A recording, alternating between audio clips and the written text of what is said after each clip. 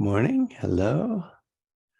And we have now just passed, I guess today is the equinox, March 21st, 2023.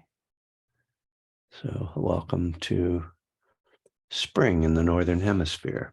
I think everyone here is in the Northern Hemisphere. Not sure. I don't think we have any Australians, which are the only Southern Hemisphere folks we've ever had on here, as far as I know.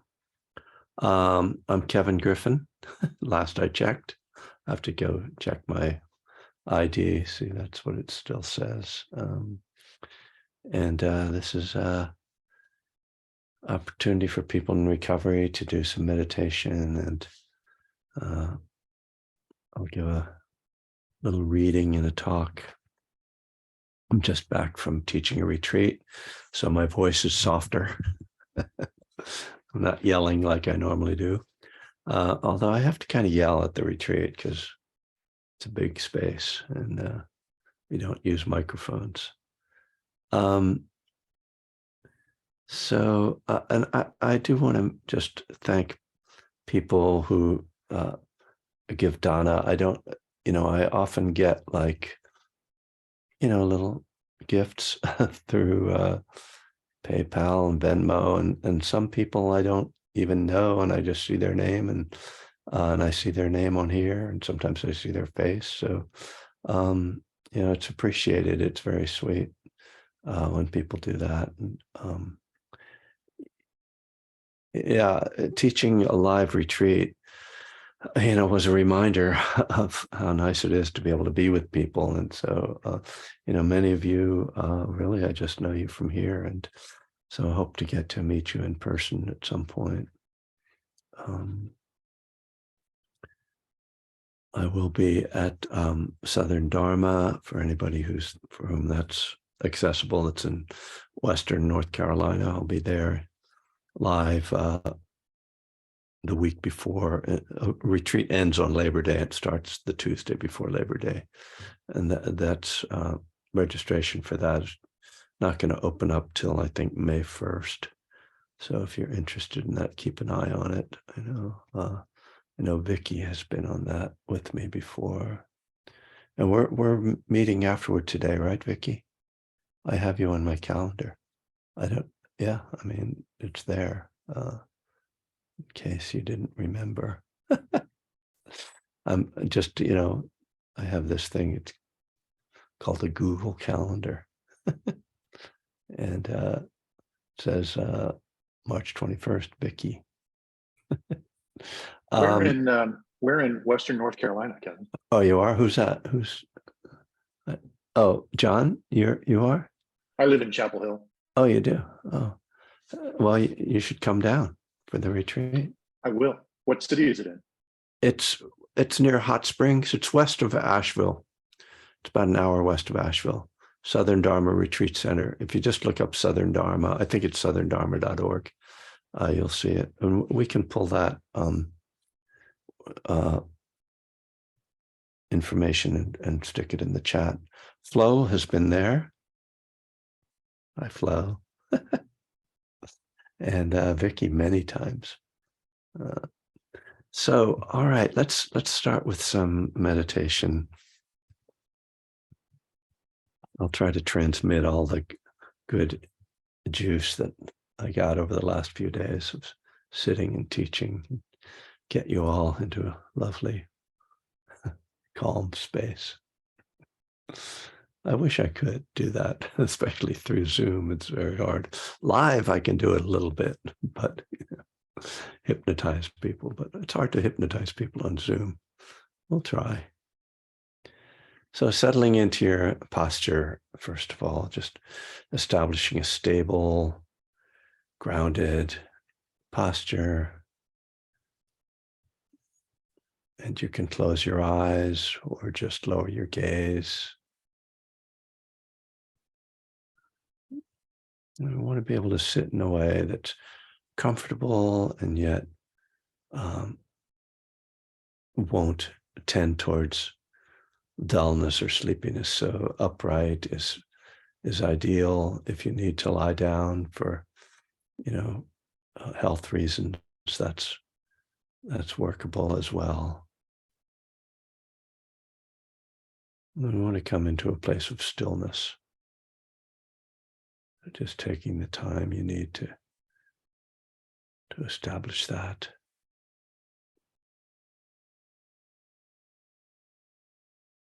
So with the eyes closed, or just lowering your gaze, you can really withdraw from the screen life.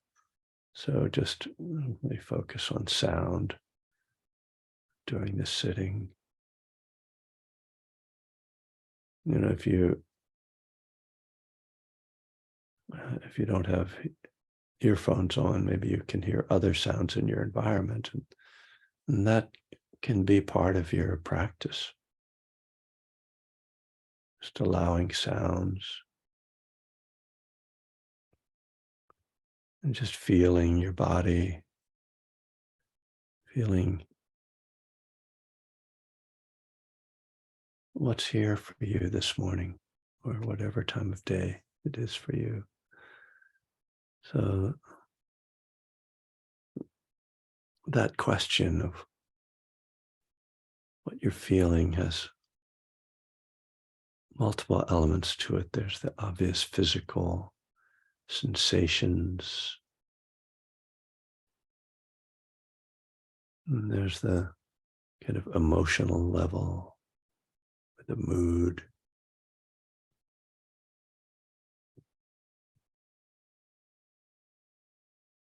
And there's a subtle level of kind of energy.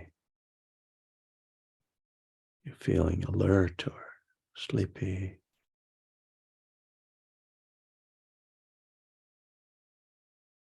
There's some tone to your feelings.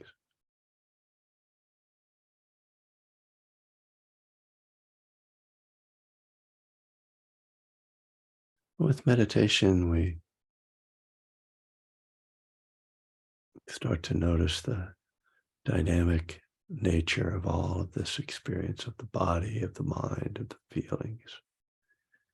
Seeing that we're not in a mood or in a physical sensation.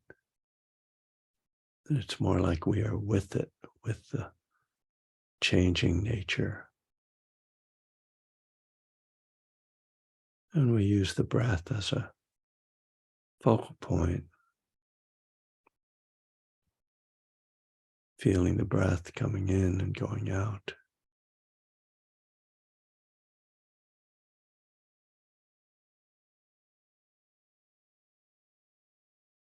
And that changing nature of breath then parallels all these other dynamic qualities of experience.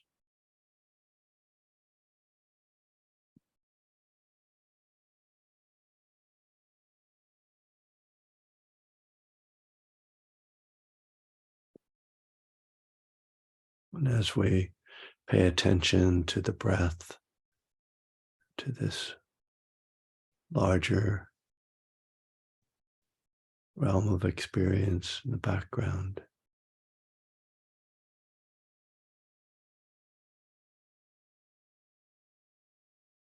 we're kind of looking from a place of stillness, the observing or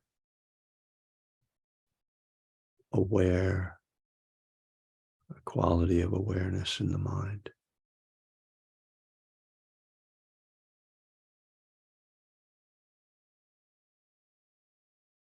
So even as we feel the changing nature of breath, body, mind, heart, we can also at times sense this inner stillness that is just receiving all these changing experiences, or is observing. You really can use different metaphors for how we practice, how we connect.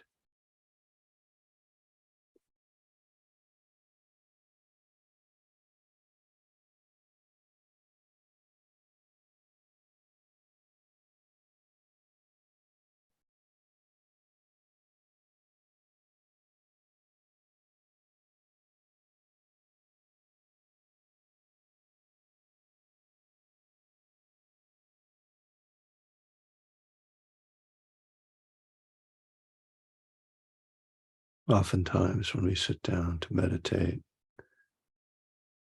in our busy lives, the busyness sweeps us away, and it's hard to find any stillness or any perspective. So our practice is really to be patient with that and gently persistently coming back to the breath, back to the body, back to the felt experience.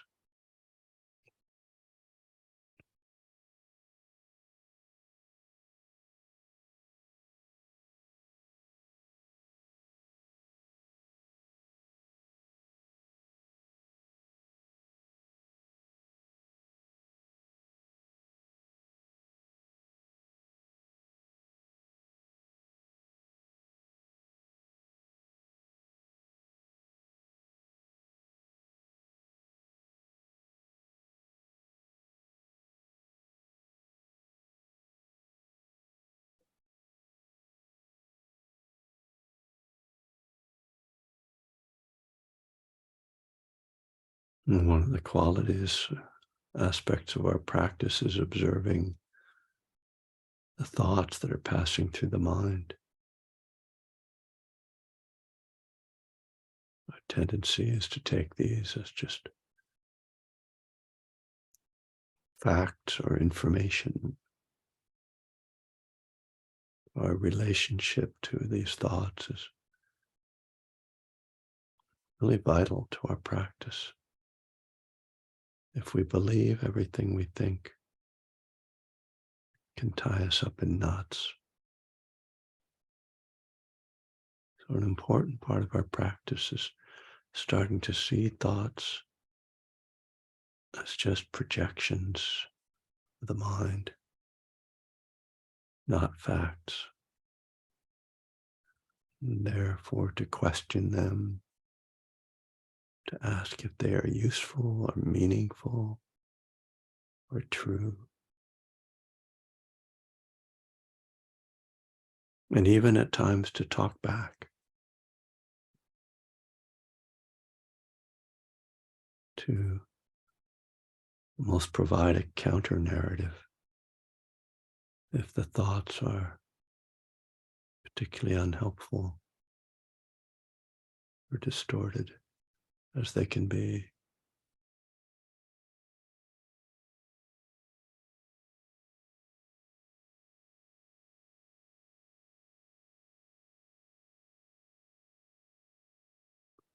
When I find myself getting deluged with negativity or falling into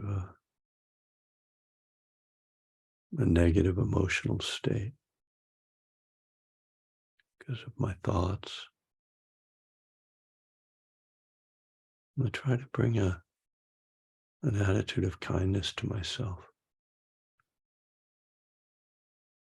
Don't have to debate with my mind, but I can kind of say kind things to myself. May I be happy. Or just kind of lean into an attitude of kindness as though I'm holding myself. So I'm holding my vulnerable self with love.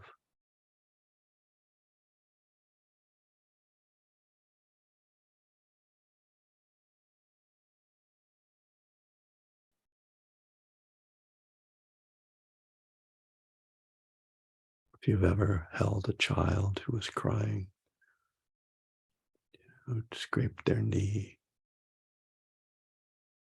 it's that same kindness, just a instinctive and natural response to a vulnerable person's pain.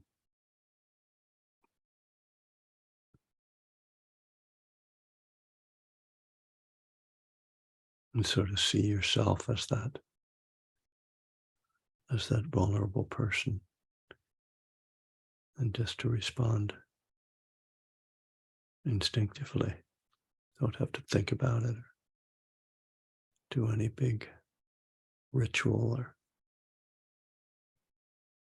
magic words. Just an attitude of kindness.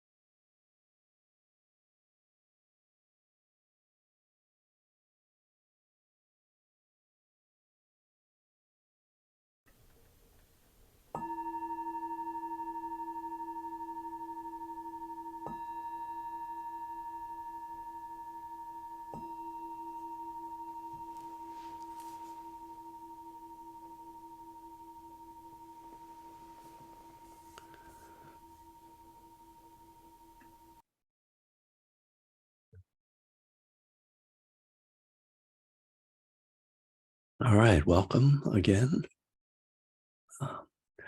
I I realized this past weekend teaching a retreat that I kind of don't teach meditation anymore, um, in the sense of sort of telling people what to do.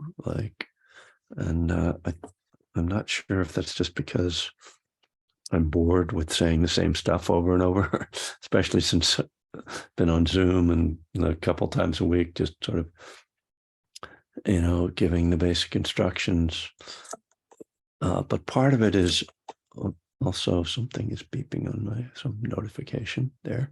Part of it, though, is I think my disinclination to point people towards form in meditation. And what I mean by form is like a particular system or structure of meditating. And so typically, we say pay attention to the breath, and if your mind wanders, come back to the breath, and then we might that's a form, right? But oftentimes we add things to it, like make a mental note when your mind wanders of thinking or of what kind of thought you're having, or use something like the RAIN, which is an acronym: recognize, accept, investigate, nurture, and non-identify. Or loving kindness, say these phrases for yourself, for others, for the difficult, for the loved ones. And so there are all these forms, which are all, well, I can't say all forms are helpful, but many of these are really helpful forms and time tested and things that have been used for a long time in the Buddhist world and in other spiritual traditions. The risk with form is that we start to think that that's the practice. That if we get really good at repeating these phrases, and that our mind just gets really locked in on these phrases, or on our breath, or some image or mantra, whatever, that then we've got it. That now we've got meditation figured out, and that's not right. Meditation, the form is used in order to create the mind state out of which you can develop insight and wisdom and letting go. And so to not get infatuated with the form, because then we lose we get slightly off track. And I'll say that, if you develop a form well, then it's very somewhat natural that insights will come out of that in any case. So it's not like there's a big risk involved in this, in getting focused on form. And indeed, in order to get to those places, those mind states of calm and openness and clarity that allow for insights, we need some form to kind of guide us there. So I'm not suggesting that you should throw away forms, but just to sort of keep that perspective is something I talked about this weekend a bit. And so a lot of what I'm doing now in my sort of guidance is actually, I'm not sure what I'm doing. It just kind of happens. So, but I think it's kind of trying to point you more towards insights, and to sort of see the broader picture. So, for instance, like a key insight is insight into the Four Noble Truths, which is seeing that clinging or grasping of any kind causes suffering, and that when we let go, that then we can release that suffering. And so this is, Buddhism 101, and it's also Buddhism, 300. It's both the initial idea and the most advanced idea, in the sense that if we fully realize this, then there's a profound transformation that happens, a profound letting go. But it's also the thing that, is kind of the founding principle of Buddhism, of the Dharma, is here's how suffering happens and here's how it ends. And those are ideas that are helpful, and just understanding them as ideas is a helpful guideline in your life. But the meditative experience of it is one of the reasons that we do this practice. So the meditative experience of that is when you see, like, oh, I'm kind of thinking about this thing that's bothering me, right? And as you're meditating, you're trying to meditate, we'll say, and then you realize, oh, like, I'm thinking about, okay, let's just give it an example, like, I'm thinking about wanting to get the job that I just interviewed for. And then you realize, and you feel how that feels, which is icky, we could call it, also known as dukkha. It's like, oh, and then you realize, oh, it's because I'm grasping that. I want that. And that wanting, and really it's more than wanting, right? With a job, it's like fear, and fear of not having a job, and fear of what that means, and the aversion to the to unemployment, and also the not wanting this feeling too. So that, which even complicates it more. Like, I want things to be different, but I also don't want to be feeling what I'm feeling. So we just see that we get all tied up, and that there's all this discomfort in us.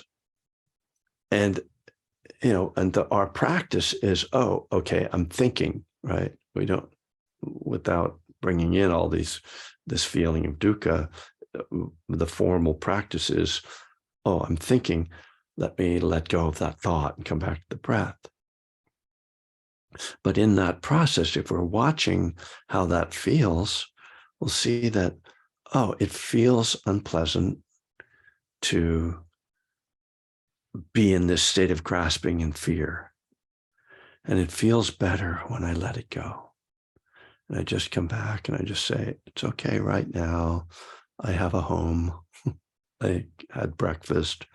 Let me just breathe and be here, and not worry about the future so much. So that's insight, actually. It's not just a process, a mechanical process. It's actually, you're acting out of insight, and you're experiencing insight. You're experiencing, oh, suffering comes from grasping, in this case about the job. Suffering ends when I stop grasping, when I stop worrying about it. So all the form that we have of pay attention to the breath, when the mind wanders, come back, is just to get us to see these truths and have insight into them. And not just to have insight into them in that moment, but to have that perspective become embedded into our way of seeing the world, of thinking about the world, of our daily experience. And so part of this is then to integrate this attitude of letting go into our lives in a way that whenever we catch, oh, dukkha, whatever's triggering that, we go, oh, I'm clinging, let me let go. And then this becomes a habitual way of being. So we don't even necessarily have to say, what am I thinking about, or what am I having dukkha about right now? Because I know that whatever is going on, all I have to do is let go and be present and be in my body. So, and I don't even have to let go, because if I just come back to my body, it's automatically letting go. So it can become a simple, and really it's most effective when it's a simple process, or it's easiest to execute if it's a simple process that doesn't involve, like, oh, wait, how does this work? The Four Noble Truths, the suffering, clinging. No, we don't have to do all that. It's an instinctive and intuitive response that becomes integrated into our mental, emotional, physical being, and so that we just live out this process, and we catch it more and more, and the more we catch it, the less we suffer. So that's why I want to step beyond form in my teaching of meditation, because I want you to understand why you're doing this, so that it isn't just something that you do when you're sitting down to meditate, but it becomes something that's integrated into your daily life and into your daily living.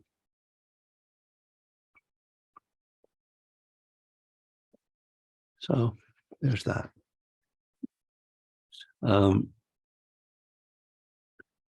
So I think I have time to do a little reading today as well. I was looking at this morning, and it actually put me into a bad mood because the section of the book that I'm reading, which is, I think, really helpful, also has a story from when I was 17 years old. And I have a tendency to, when I think about being a teenager, I get depressed. So there you go.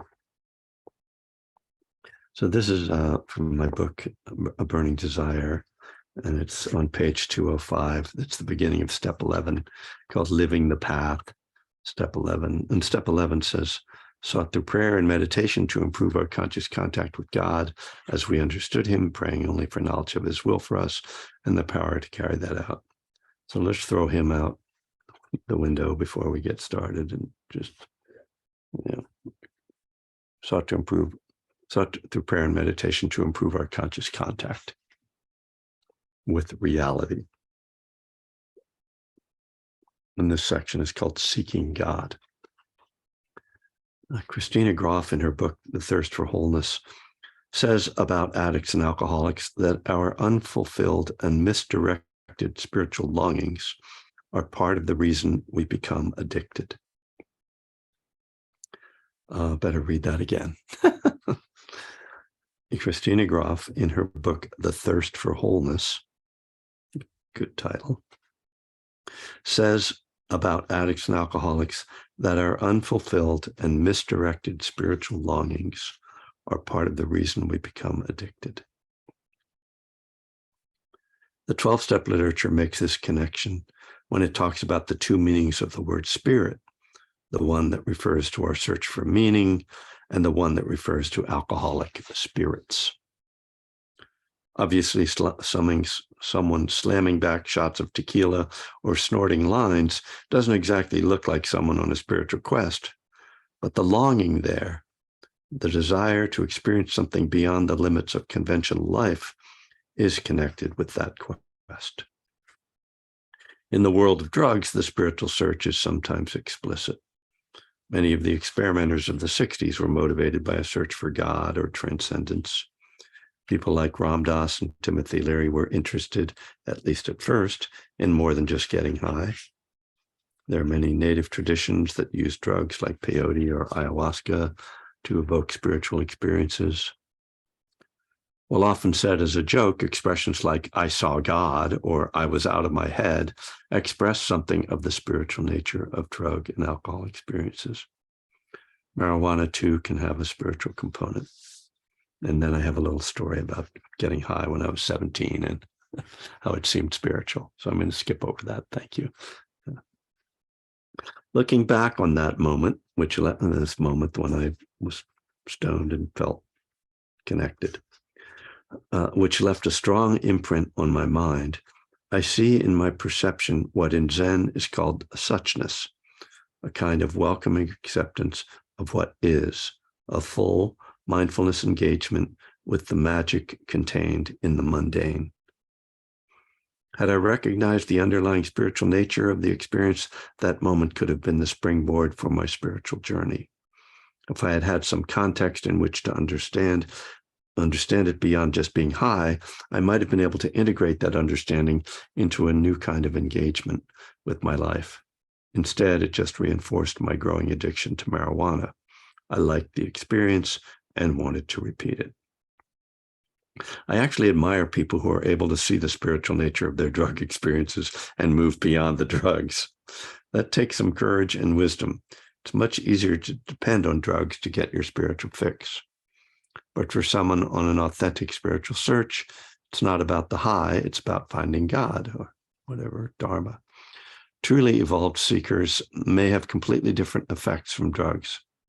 As when Ram Dass gave LSD to his Indian guru, Ram Dass watched him for hours and the guru showed no signs of being high. Finally, he told Ram Dass that acid was like an imitation of a spiritual experience, not a real one. And that's the problem. A real spiritual experience takes devotion, discipline, commitment, and a willingness to go through the difficult as well as the pleasant.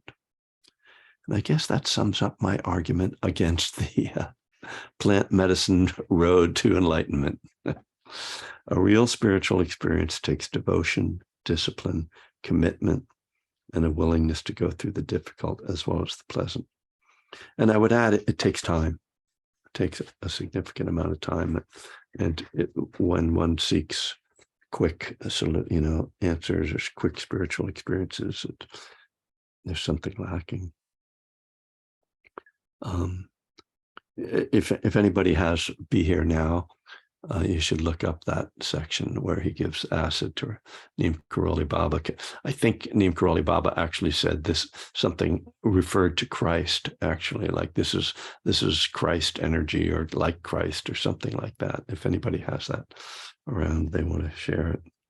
I don't think I actually have that book, oddly enough. If we see God as the Dharma, then seeking God is trying to understand, come into harmony with, and fulfill the Dharma. We may think of the spiritual seeker as someone living in an ashram in India or climbing the Himalayas in search of a wise master, but seeking God happens right here, right now. All we have to do is engage ourselves in our present moment experience, and right then we come into conscious contact. Once we are present, we can ask ourselves, what's a skillful way to respond to this moment? If we understand the 5 precepts, we can ask if we are acting in harmony with the law of karma. If we understand the Eightfold Path, we can ask ourselves if there is some aspect of the path that we can encourage in ourselves in this moment, to make more effort, to be mindful or concentrated, to speak or work more skillfully, to clarify our intention or view this moment through the lens of the Four Noble Truths. Or we might see the opportunity to express more love, compassion, sympathy, sympathetic joy, or equanimity. I misread that section. Or we might see the need or opportunity to express more love, compassion, sympathetic joy, or equanimity. These are just some of the ways that in this very moment we can seek God, we can come into harmony with the power of the Dharma. And I was reading from Bhikkhu Bodhi's Noble Eightfold Path this weekend, and one of the things he talks about in that book is the necessity of study as well as practice, and that understanding the Dharma and its different facets is, if you're going to really develop on the path, you need to understand what the path is, not just have this vague idea of meditating. And so that's kind of what I'm pointing to here,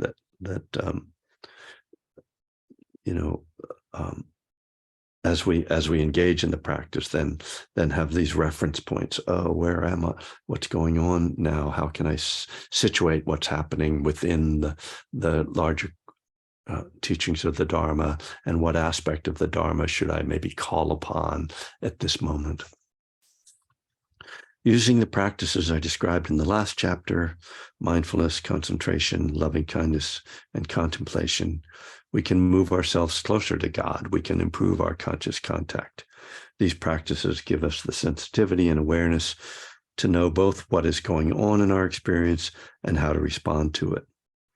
The powers of addiction and self-obsession are very difficult to counteract unless we train and continue to train our hearts and minds to return to the present moment and respond with love and wisdom. We will be swept away. One of the risks on the spiritual path is that we start to overvalue certain aspects of the path while ignoring others. This is certainly what I did before I got sober, when all I was interested in was feeling good. At that point, I tried to deepen concentration in the pleasant aspects of mindfulness. Strengthening these aspects through intensive practice can give us the sense of connecting with God or with a powerful spiritual experience. But if we don't take up the more mundane aspects of the path, the precepts, livelihood, relationships, then our spiritual growth will be very limited. This is actually a dangerous place to be. Many people have developed a kind of spiritual arrogance after touching some deep states and believe that they have evolved beyond the duality of right and wrong. If we are truly seeking God, we need to seek the whole of God. And in Buddhism, this encompasses the three main aspects of the path: Sila, the moral and ethical component, the way we live in the world; Samadhi, the meditative component, the way we train our hearts and minds to be present, focused, and connected; and Panya, the wisdom or discernment component, which uproots greed, hatred, and delusion. So that last aspect, actually, we were talking about this weekend when I was talking about spiritual bypassing. And, I usually think about spiritual bypassing as more like trying to avoid feelings, or trying to get over our feelings by meditating them away, kind of, and trying to avoid our feelings or suppress them. But according to this definition of spiritual bypassing, it's also when we misuse spiritual ideas and spiritual experiences and get an inflated idea of our spiritual awakening or our spiritual condition. And that's kind of the one that the kind of cult leader and guru, abusive guru, manipulative guru gets into, like, oh, I've got all this power. I'm this magical person. I'm enlightened. Everything I do, I can't do anything wrong. I can drink and it's not alcoholic, and I can act out sexually and it's not abusive. It's all just radiating my spiritual power to you or whatever. And it's as I say, dangerous. Well, there you go. That's your content for this morning. All right. I'd love to hear some words from the community here. If anybody wanted to share, chime in, ask questions, debate my points, ask for further explanation or exclamations, whatever, please. Kevin, I looked and I couldn't find the information on Southern Dharma. So Oh yeah, okay. If you could help find that would be awesome. Okay, will do. They just sent me an email about the. I did find it. It was August 29th through September 4th. Yeah, did you else, Greg? Yeah, Greg Pergament. He teaches. Yeah, I found it on their website. Can you drop that in? Oh, you just did. Or Flo dropped it in. Somebody did. Yeah, great. Yeah, so that's the schedule there. And I think we're on the schedule, but it says it opens on May 1st, right? Yeah, Flo is nodding. Thank you. Where's the baby, by the way? Napping?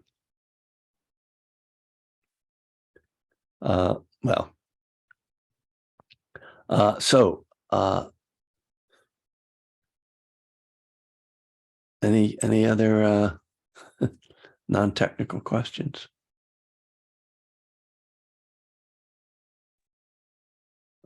John? Sure. I'll pose. Oh, did somebody else have a question? No, go ahead. Well, I was just curious, Kevin. So today, while meditating or really trying to meditate, I just couldn't sit still. Whatever, and I was attempting to practice some of what you've been discussing. trying to see what's underneath that, and and then I was struggling with that, and so it was, just kind of struggling in general. I know you've talked about in your practice sitting and what occurs for you, and I don't know if you have any additional insight about that. I know it's again, it's probably just going to take practice for me, but I'd be interested in hearing a little more about it. So sitting with restlessness or not being having a hard time sitting still. Yeah.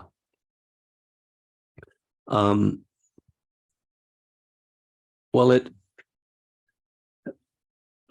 so typically, maybe there's an underlying thing going on, but the first thing,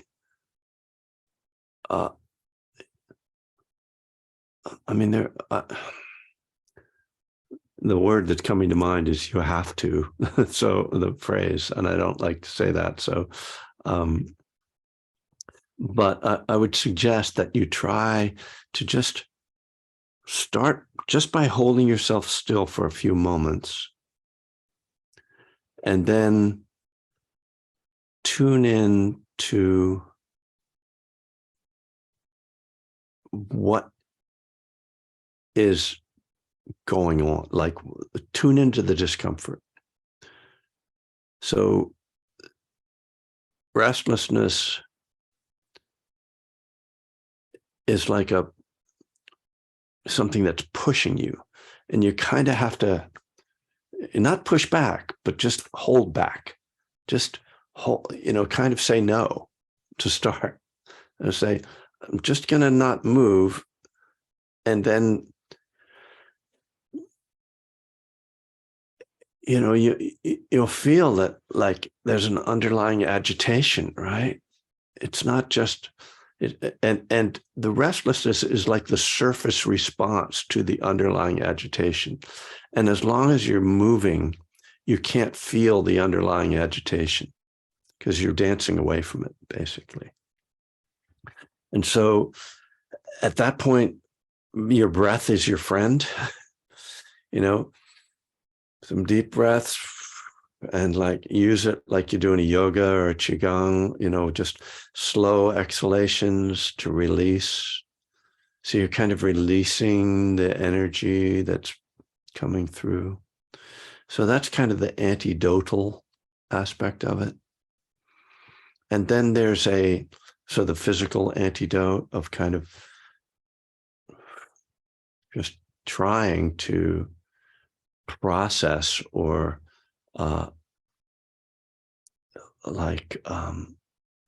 release the energy. I mean, even as I'm saying that, I'm getting so relaxed that it's hard for me to, sorry. So, and then there's a mental kind of tool for this, which is a response to the fact that an aspect of restlessness is a sense of claustrophobia, of being trapped. Okay, and you're trying to get out of it, right? And so you expand your mind without psychedelics. So one way to do that, one very simple, practical way to do that is to listen to sounds. When you listen to sounds, and particularly if there are fairly distant sounds, like something outside, like maybe you can hear traffic or a plane flying over, or, birds.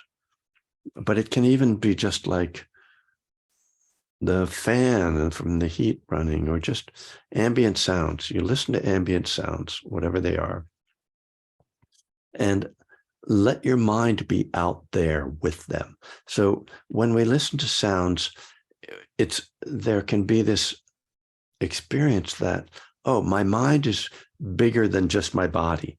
Like so there's sort of a spatial experience we have with mindfulness. When you're mindful of the breath, it kind of feels like spatially you exist just in this small realm of your where the breath is, and maybe the body. And it's kind of like, and when you're aware of the body, it's just like, okay, it's just here. But when you're aware of sound, it gives this broader spatial experience. And with that broader spatial experience with restlessness, you can let the energy from the restlessness be in that larger space. And then the feeling of constriction or claustrophobia can kind of be dispersed within that. So those are the kind of two ways that I work with it.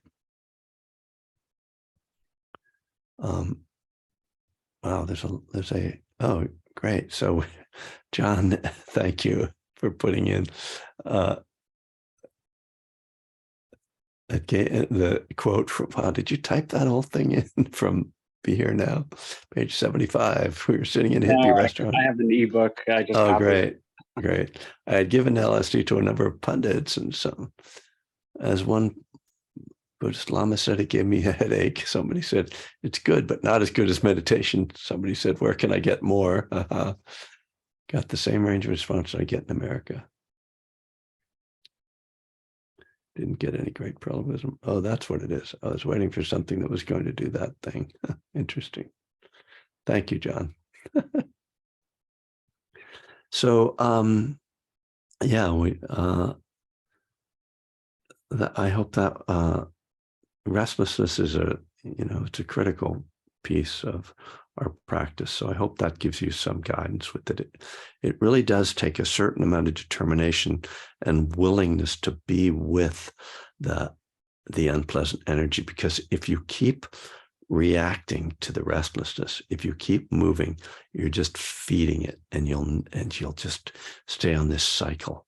And so it does take a certain amount of determination to sit with it. Yeah. So that's a good. Thank you. Yeah, that's a good question. So that's about the time we have. Just want a little bit more advertising. I'm going to be teaching a course called The Four Noble Truths of Recovery, which is basically Buddhism, the 12 steps, but with a fancy name, for the Barry Center for Buddhist Studies. And it's coming up next month. And so you can register for it now. I want to give you a link to it. It's on my website. So I'm going on my website, which operates fairly slowly. Here it is. The Four Noble Truths of Recovery. Okay, well, this is the page on my website that you can get the information. And then I'll see that on that page, presumably I have the link to the event. Yeah, here's the link to the event. Takes you right to the Barry. This is the Barry Center for Buddhist Studies, which is affiliated with the Insight Meditation Society. So it's actually the first time I've done any teaching for them. So it's a good, in Kevin Griffin's meditation teaching career, it's a good moment. But that's just my ego. So yeah, that's going to be fun. I haven't done a course like that in a while. It's something I would do at Spirit Rock, but not able to do it there right now. So if you're interested in that, go to their website and sign up and join me. Should be fun. There's going to be 4 session, like hour-and-a-half sessions that are on Wednesdays in April. And then on April 29th, which is a Saturday, it'll be a day long, kind of to wrap it all up. And we'll go through the Four Noble Truths, the Eightfold Path, and kind of parallel with the 12 steps. It should be fun.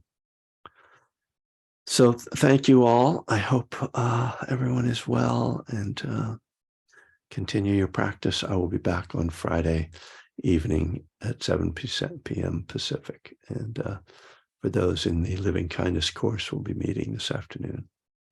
So Thanks, Kevin. take care. And Thank you. Vicky, if you want to just stay on, we can chat a little bit. Thanks, Kevin. Okay, thanks.